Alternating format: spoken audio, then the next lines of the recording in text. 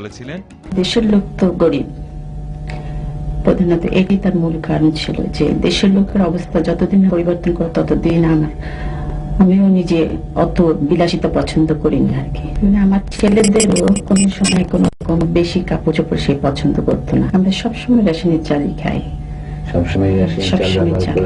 মাইনা যা পেতেন সত্যি কথা বলতাম না, মাইনা ছিল বোধহয় পে স্লিপ যা আসতো আর কি 2200 বোধহয়, উনি 10% আবার দিয়ে দিতেন।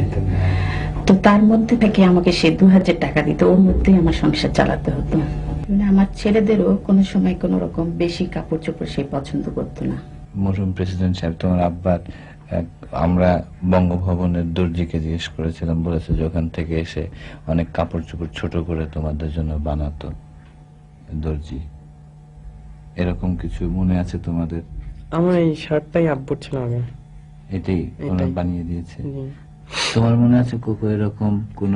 আমার দুটো প্যান্ট ছোট করে বানিয়ে দিয়েছিল। তোমার আব্বার প্যান্ট ছোট করে বানিয়ে দিয়েছে।